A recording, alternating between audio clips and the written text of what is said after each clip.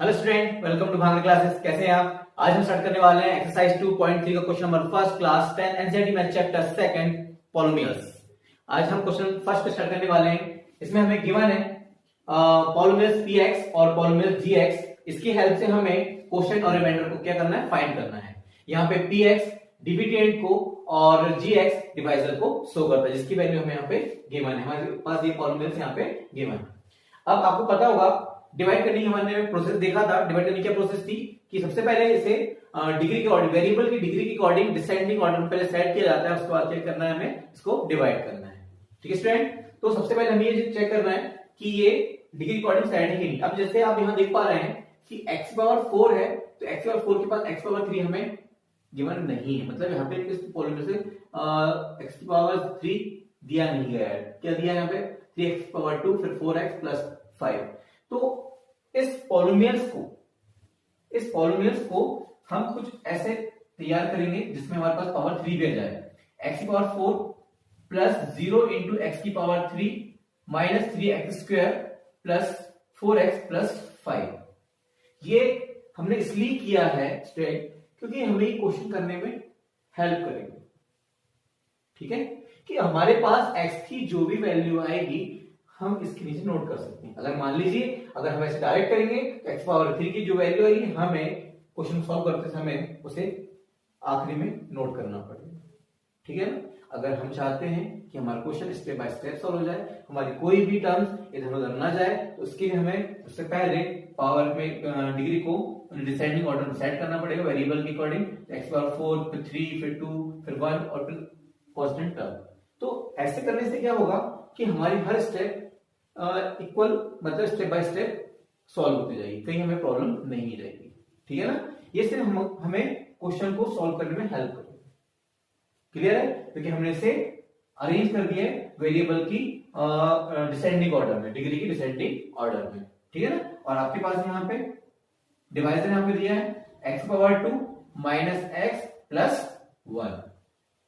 ठीक है, हमारे पास कोई भी पॉलिनोमियल्स आए क्वेश्चन सॉल्व करते समय सबसे पहले आप यही प्रोसेस का यूज करते हुए आप अपने पॉलिनोमियल्स पहले सेट करें, उसका डिवाइड करें। सबसे पहले ये चेक करें कि हमारे पास कोई वेरिएबल है कि नहीं। अगर जो वेरिएबल नहीं होगा तो उसमें 0 इंटू जो वेरिएबल नहीं है वो लगा दीजिए और हमारे वेरिएबल पॉलिनोमियल्स को सेट कर दीजिए। देखिए मैं इस पॉलिनोमियल को अगर सॉल्व करूंगा मेरे पास वही आएगा, x पावर 4 प्लस 0 को मल्टीप्लाई अगर 3 में करूंगा 0 आएगा, minus 3x square plus 4x plus 5। और 0 की यहाँ कोई वैल्यू है नहीं, तो इसे क्या मैं ऐसा लिख सकता हूं, x power 4 minus 3x square plus 4x plus 5। देख लीजिए हमारे पास ये था पॉलिनोमियल्स डिविडेंड। ठीक है ना। तो सिर्फ हमने यहाँ पे जो 0 इंटू एक्स पावर 3 जो लिखा है सिर्फ क्वेश्चन को सॉल्व करने के लिए लिखा है। बाकी इसे आप ना भी लिखे तो कोई प्रॉब्लम नहीं, लेकिन इससे 0 इंटू एक्स पावर 3 लगाने से आप जब क्वेश्चन सॉल्व करेंगे तो आपको क्वेश्चन करने में बहुत इजी महसूस होगा। ठीक है, मतलब बहुत अच्छे सॉल्व हो जाएगा, आपको प्रॉब्लम नहीं आएगी। Clear student? चलिए इसे सॉल्व करते हैं आगे।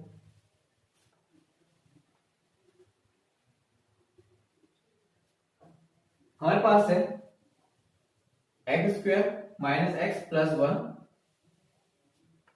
X power 4 plus 0 into X की पावर 3, 0 इंटू एक्स की power 3 minus 3x square plus 4x plus 5। ठीक है, अब डिवाइड करने के हमने हमने सीखा है, देखा हम एग्जाम नंबर 7, 8, 9। ठीक है, तो क्वेश्चन कैसे तैयार किया जाता है, उसकी क्या प्रोसेस है कि डिविडेंड की फर्स्ट टर्म से डिवाइजर की फर्स्ट टर्म को डिवाइड कर दिया जाए। x की पावर 4 को x पावर 2 से अगर डिवाइड करें, आप देख रहे हैं पावर 4 में तो कितने x होंगे, यहाँ पे 4x, पावर 2 है मतलब कितने x होंगे, यहाँ पे 2x, कट कर दीजिए। तो आप देख रहे हैं कितने x बचे हमारे पास, 2x, मतलब मल्टीप्लाई करेंगे पावर क्या जाएगी, ऐड जाएगी, तो x मल्टीप्लाई करें तो x पावर कितनी आ जाएगी 2। तो आप देख रहे हैं कि x की पावर 4 से अगर x पावर 2 को डिवाइड किया जाए तो कितना बचता है हमारे पास, x की पावर 2। तो ये क्वेश्चन की फर्स्ट टर्म तैयार हो गई। क्लियर? चलिए इसे सॉल्व करते हैं। अभी कुछ नहीं, प्लस सपोज कर लीजिए, पहले साइन का मल्टीप्लाई, प्लस प्लस से क्या जाएगा यहाँ पे प्लस, 1 का मल्टीप्लाई 1 से करके कितना जाएगा 1। अब x पावर 2 का मल्टीप्लाई x पावर 2 से करके कितना जाएगा, x की पावर कितनी जाएगी यहाँ पे 4। ठीक है, मल्टीप्लाई करने पावर क्या होती है, ऐड होती है। प्लस माइनस, माइनस 1 का मल्टीप्लाई 1 से करके कितना आएगा 1, x पावर 2 का मल्टीप्लाई x पावर 1 से करेंगे x पावर कितनी आ गई 3 आ गई। देख रहे हैं आप यहाँ पे कि x की पावर 3 के नीचे x की पावर 3 आ गया। अगर हम सपोज इसको यहाँ पे यूज नहीं करते तो क्या आप इसे यहाँ पे नोट कर पाते? नहीं, इसे कहाँ नोट करना पड़ता? हमें इस जगह आखिरी में, ठीक है ना। तो ये ऐसे हमारी हेल्प करता है और हमें कैलकुलेशन करने में प्रॉब्लम नहीं जाती है इससे, ठीक है ना। अब प्लस प्लस का क्या रहेगा? प्लस 1 × 1 करेंगे 1x²। साइन पे जाते हैं चेंज, प्लस का हो जाएगा माइनस, प्लस का हो जाएगा सॉरी प्लस का हो जाएगा माइनस, माइनस का प्लस, प्लस का माइनस, प्लस माइनस कैंसिल। 1 और 0 में 1 बड़ा होता है इसलिए प्लस का साइन आ जाएगा, 1 में 0 ऐड करेंगे तो 1 ही आएगा, x⁻3। 1 और 3 में 3 बड़ा होता है इसलिए माइनस साइन आएगा, माइनस माइनस प्लस होता है, 3 1 कितना जाएगा? 4x² प्लस 4x प्लस 5, ठीक है स्टूडेंट। अब हमें क्वेश्चन की सेकंड टर्म को फाइंड करना है। उसके लिए क्या प्रोसेस होगी कि डिविडेंड की फर्स्ट टर्म से डिवाइजर की फर्स्ट टर्म को डिवाइड कर दीजिए, ठीक है ना। डिविडेंड की फर्स्ट टर्म से डिवाइजर की फर्स्ट टर्म को x की पावर 3 में से x की पावर 2 को डिवाइड कर दीजिए। तो x into x into x, x into x कैसे ओनली कितना बचा? x की पावर 1 मतलब x, तो हमारे पास सेकंड टर्म आ गई x, ठीक है। तो क्वेश्चन की हमें सेकंड टर्म फाइंड हो गई। तो साइन का मल्टीप्लाई प्लस प्लस का कितना आएगा? प्लस 1 का मल्टीप्लाई से करेंगे 1, x की पावर 1 का मल्टीप्लाई x पावर 2 से करेंगे, मल्टीप्लाई करेंगे पावर ऐड होती है, ये पावर ऐड हो गई, 2 और 1 3 हो गए, प्लस माइनस माइनस 1 1 जा 1, x की पावर कितना है? 2, ये पावर 1 है, ये पावर 1 है, 1 पावर कितने है? 2, प्लस प्लस का हो जाएगा प्लस 1x, साइन हो जाएगा चेंज, प्लस हो जाएगा माइनस, माइनस हो जाएगा प्लस, प्लस हो जाएगा माइनस, माइनस प्लस कैंसिल। अब 4 और 1 में 4 बड़ा होता है इसलिए minus sign, minus plus minus होता है, 4 में 1 माइनस करेंगे कितना है? 3x²। अब 4 और 1 में 4 बड़ा होता है 4 इसलिए प्लस साइन आएगा, प्लस माइनस माइनस होता है, 4 में 1 माइनस करेंगे आ जाएगा 3 प्लस 5। क्लियर हो गया। अब हमें क्वेश्चन की थर्ड टर्म का पता करना है। उसके लिए डिविडेंड की फर्स्ट टर्म से डिवाइजर की फर्स्ट टर्म को डिवाइड कर दीजिए। तो आप देख पा रहे होंगे कि यहाँ से x² से x² कैंसिल हो गया, हमारे पास ओनली बचा -3। ये क्वेश्चन की थर्ड टर्म फाइंड हो गई, ठीक है। अब माइनस प्लस माइनस 3 का मल्टीप्लाई x करेंगे 3x² minus minus plus 3x minus plus minus 3 1 जा 3, साइन हो जाएगा चेंज, माइनस का प्लस, प्लस का माइनस, माइनस का plus, minus plus cancel, plus minus cancel, plus plus क्या होता है? प्लस, 5 और 3 कितना हो जाएगा? 8, बड़ा कौन था? 5 और 3 का साइन आ गया, प्लस का साइन आ गया। और हमने यहां डिवाइड करना स्टॉप क्यों किया है? क्योंकि यहां पर रिमाइंडर की जो वेरिएबल की पावर है कुछ नहीं तो x सपोज कर सकते हैं, वो डिवाइजर की वेरिएबल की पावर से छोटी है, इसलिए हमने डिवाइड करना स्टॉप कर दिया, ठीक है ना। तो हमारे पास रिमाइंडर आ गया 8 और क्वेश्चन आ गया हमारे पास x² प्लस x माइनस 3। हमारे पास आंसर निकल जाएगा क्योंकि हमें क्वेश्चन और रिमाइंडर ही फाइंड करना था। तो क्वेश्चन को q एक्सिस को करते हैं, तो q एक्सिस इक्वल टू जाएगा x² प्लस x माइनस 3, ठीक है ना। 1 लिखे ना लिखे कोई फर्क नहीं पड़ता, ठीक है ना, क्योंकि 1 वहां पे होता भी है, ठीक है ना। तो यहाँ पे 1 लिखें या ना लिखें, यहाँ पे कोई प्रॉब्लम नहीं उससे। तो ये हमारा क्वेश्चन आ गया है और हमारे पास रिमाइंडर है कितना? 8। जरूरत के अकॉर्डिंग हम 1 का यूज कर सकते हैं और जरूरत नहीं है तो 1 को यहाँ से अलग भी कर सकते हैं, ठीक है। और हमारे पास q की वैल्यू क्वेश्चन आ गया हमारे पास x² प्लस x माइनस 3 और रिमाइंडर आ गया हमारे पास 8, ठीक है स्टूडेंट। अब हम करने वाले हैं क्वेश्चन फर्स्ट का थर्ड और क्वेश्चन 1 का पहला नंबर का फर्स्ट नंबर क्वेश्चन आप लोग कर देखना है, ठीक है स्टूडेंट। अगर आपको फर्स्ट क्वेश्चन करने में अगर कोई प्रॉब्लम जाएगा, कोई डाउट होगा तो मुझे कमेंट्स बॉक्स में कमेंट्स करके आप अपने डाउट को आप क्लियर कर सकते हैं, क्लियर है। तो फर्स्ट क्वेश्चन आपको करना है, मैं यहाँ पे सेकंड और थर्ड क्वेश्चन इसका करा रहा हूँ, ठीक है। जिसमें आपने सेकंड क्वेश्चन कर लिया है, अब करने वाले हैं फर्स्ट का थर्ड। चलिए इसे स्टार्ट करते हैं। इसलिए सबसे पहले हम क्या करेंगे, डिग्री के अकॉर्डिंग सेट कर लेंगे वेरिएबल की डिसेंडिंग ऑर्डर में, और जो हमें वेरिएबल गिवन नहीं होगा तो 0 इंटू करके इसको सेट कर लेंगे पहले। चलिए पहले स्टार्ट करते हैं इसे।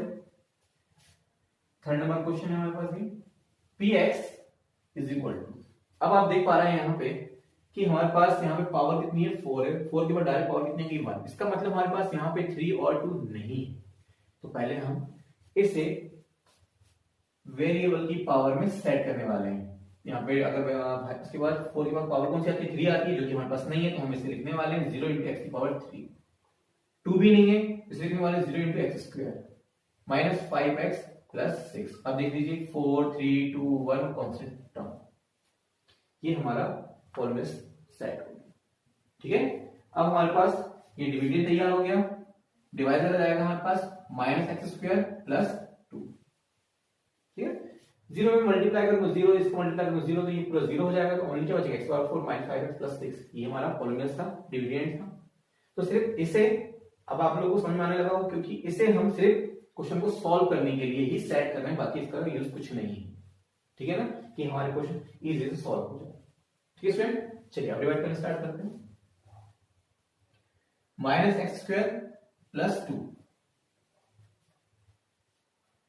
X square plus 0 into X की power 3 plus 0 into X square minus 5x plus 6। ठीक है, अब यहां समझते हैं क्वेश्चन की फर्स्ट टर्म को फाइंड करना है। तो क्वेश्चन की फर्स्ट टर्म को फाइंड करने के लिए एक्स की पावर मतलब डिविडेंड की फर्स्ट टर्म से डिवाइजर की फर्स्ट टर्म को डिवाइड कर दीजिए। ठीक, प्लस माइनस यहां पे आ जाएगा माइनस। अब एक्स पावर 4 है, एक्स पावर 4 में अगर पावर 2 कट करेंगे कितनी बची, पावर 2, जैसे कि अभी हमने देखा कि पावर 2 आ गई माइनस के साथ। कि क्वेश्चन की फर्स्ट टर्म तैयार हो गई। साइन का multiply minus minus plus x power 2 का मल्टीप्लाई एक्स पावर 2 करेंगे, एक्स पावर कितना आ गई 4 minus plus minus x power 2 का मल्टीप्लाई 2 में करूंगा कितना आएगा plus 2 sorry minus plus minus minus 2 x की पावर 2। ठीक है, साइन पे जाएगा चेंज, प्लस का माइनस माइनस का प्लस, प्लस माइनस कैंसिल, हमारे पास क्या बचा प्लस 0 इंटू एक्स की पावर 3 2 और 0 में 2 बड़ा होता है इसलिए प्लस साइन आएगा, प्लस प्लस का प्लस होता है मतलब ऐड करेंगे, 2 में अगर 0 ऐड करेंगे कितना आएगा 2 ही आएगा, एक्स की पावर 2 माइनस 5x प्लस 6। ठीक है, अब हमें क्वेश्चन की सेकंड टर्म का पता करना है। तो क्वेश्चन की सेकंड टर्म कैसे फाइंड होगी, डिविडेंड की फर्स्ट टर्म से डिवाइजर की फर्स्ट टर्म को डिवाइड कर दीजिए। 0 इंटू एक्स की पावर 3 में से माइनस एक्स की पावर 2 को डिवाइड कर दीजिए। ठीक है, तो हमारे पास क्या आएगा, पावर 2 में से 3 कैंसिल करेंगे कितना बचेगा यहाँ पे 1, तो हमारे पास आएगा plus minus minus plus minus minus आ गया यहाँ पे, और बचे हमारे पास कितना 0 इंटू एक्स, कितना बचा यहाँ पे 0 इंटू एक्स। देखिए 0 ही हो जाएगा, हमें पता है कि 0 मल्टीप्लाई एक्स करेंगे 0 हो जाएगा, लेकिन जब हमने इसका यूज इस पॉलिनोमियल को सेट करने के किए थे, तो हम क्वेश्चन को भी लाने के लिए इसका यूज करेंगे, इसलिए हम यहाँ पे 0 इंटू एक्स का ही यहाँ पे यूज कर रहे हैं। अगर मैं यहाँ पे डायरेक्ट 0 इंटू एक्स करके 0 0 कर दूंगा तो आपको फिर डाउट होने लगेगा कि ये ऐसा क्यों करा गया, ऐसा ऐसा करके 0 इंटू एक्स लगा क्यों नहीं किया गया, मतलब बहुत सारे आपको डाउट होने लगेंगे। इसलिए हमने इसे डायरेक्ट जैसे हम प्रोसेस करते हुए आ रहे हैं वैसे प्रोसेस से इसे सॉल्व कर रहे हैं। तो आपने देखा कि हमारे पास डिविडेंड की फर्स्ट टर्म कौन सी थी 0 टू एक्स पावर 3, उसका यूज किया, और डिवाइड की फर्स्ट टर्म थी माइनस एक्स स्क्वायर, कैंसिल करा तो हमारे पास आ गया माइनस 0 इंटू एक्स, आगे माइनस 0 इंटू एक्स। बाद में हम इसे सेट कर लेंगे, क्वेश्चन का जो भी आंसर आएगा फिर 0 को मल्टीप्लाई करके हम क्वेश्चन को तैयार करेंगे। फिलहाल अभी जो प्रोसेस चल रही है उसके अकॉर्डिंग हमारे पास आया है क्वेश्चन की जो सेकंड टर्म फाइंड हुई है वो 0 इंटू एक्स है। ठीक है ना, अभी हमारे पास जो प्रोसेस चल रही है उसके अकॉर्डिंग हमारे पास अभी फिलहाल क्वेश्चन की सेकंड टर्म 0 इंटू एक्स आई है। जब बाकी जब आप आंसर लिखेंगे तो 0 इंटू एक्स को मल्टीप्लाई 0 से करेंगे तो 0 ही आएगा, तो हम अपने साथ क्वेश्चन वहां सेट कर लेंगे। ठीक है ना, चलिए अभी समझिए इसे, माइनस माइनस प्लस 0 का मल्टीप्लाई 1 में किया जाएगा तो 0, एक्स का मल्टीप्लाई एक्स पावर 2 से करेंगे तो एक्स पावर कितनी आ गई 3। ठीक है, माइनस प्लस माइनस 0 का मल्टीप्लाई 2 से किया जाएगा तो 0 इंटू एक्स, प्लस का माइनस माइनस का प्लस, ये हो गया कैंसिल, बचा हमारे पास प्लस 2x स्क्वायर, 5 और 0 में 5 बड़ा तो इसलिए minus sign, minus plus minus 5 में 0 माइनस करेंगे तो 5 भी आएगा, प्लस 6 का प्लस 6। देख लीजिए अब क्लियर हो गया डाउट आपका। यहाँ पे हमने जैसे हम डिविडेंड को सॉल्व करते हुए आ रहे हैं, हमारा क्वेश्चन स्टार्ट करते हैं कि हम क्वेश्चन कैसे फाइंड करते हैं, वही प्रोसेस का यूज करते हुए हम डायरेक्ट हम क्वेश्चन को फाइंड करते जा रहे हैं। अगर मैं यहाँ से कुछ भी डायरेक्ट करता तो आपको कंफ्यूज होने लगता है कि ऐसा क्यों किया गया, ठीक है ना। और अभी हम इस प्रोसेस से कर रहे हैं तो आपको पता है स्टेप बाय स्टेप हमारी पूरी प्रोसेस सॉल्व होती जा रही है और हमारा डिविडेंड और डिवाइजर की हेल्प से हमारा क्वेश्चन फाइंड होते जाता है। तो क्वेश्चन की थर्ड टर्म हमारे पास सेकंड टर्म फाइंड हो गई है, अब क्या करने वाले थर्ड टर्म फाइंड करने वाले क्वेश्चन की। तो इसके लिए वही प्रोसेस, डिविडेंड की फर्स्ट टर्म से डिवाइजर की फर्स्ट टर्म को डिवाइड कर दीजिए तो आ जाएगा प्लस 2x² से माइनस एक्स को डिवाइड करेंगे तो आ जाएगा यहाँ पे -2, कितना आएगा -2, यहाँ माइनस नोट कर लीजिए, ठीक है। चलिए इसको सॉल्व करते हैं, माइनस माइनस प्लस, और आपको पता होगा कि जो भी हमारे पास क्वोशिएंट आता है उसका मल्टीप्लाई हमारे पास जितने डिवाइजर जितने भी टर्म होते हैं उन सभी से किया जाता है। जैसे आपने देखा कि क्वोशिएंट की फर्स्ट टर्म का मल्टीप्लाई डिवाइजर की ये दोनों टर्म से किया गया, फिर क्वोशिएंट की सेकंड टर्म का मल्टीप्लाई फिर से डिवाइजर की ये दोनों टर्म से किया गया, फिर क्वोशिएंट की थर्ड टर्म का मल्टीप्लाई भी इस डिवाइजर की दोनों टर्म से करके हम डिविडेंड को तैयार करेंगे, ठीक है स्टूडेंट। चलिए माइनस माइनस प्लस, 2 का मल्टीप्लाई 1 करेंगे 2 × 2 x², minus plus minus 2 × 2 = 4, plus का माइनस माइनस का plus, plus minus cancel, -5x + 10। अब यहाँ पे हम डिवाइड करना स्टॉप कर देंगे। उसका रीजन कि रिमाइंडर की वेरिएबल की पावर डिवाइजर की वेरिएबल की पावर कैसे आ गई, छोटी आ गई, इसलिए हम डिवाइड करना क्या कर देंगे यहाँ पे स्टॉप कर देंगे। क्लियर हुआ। तो यहां से हमें क्वोशिएंट जिससे हम 2x से शो करते हैं हमारे पास आंसर जाएगा -x² - 0 × x -2।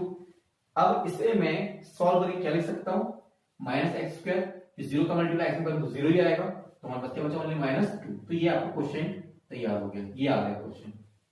तो सॉल्व करके आप आ गया। अगर मैं डायरेक्ट से ऐसा लिख देता तो आपको कंफ्यूजन होता। अब यहाँ पे क्लियर हो गया होगा कि 0 का मल्टीप्लाई x पर 0 ही होता है, -2 का पास -2 हो गया, तो x² - 2 अवेलेबल हो गया, ये क्वेश्चन तैयार हो गया। और रिमाइंडर हमारे पास क्या है, rx -5x + 10, ठीक है।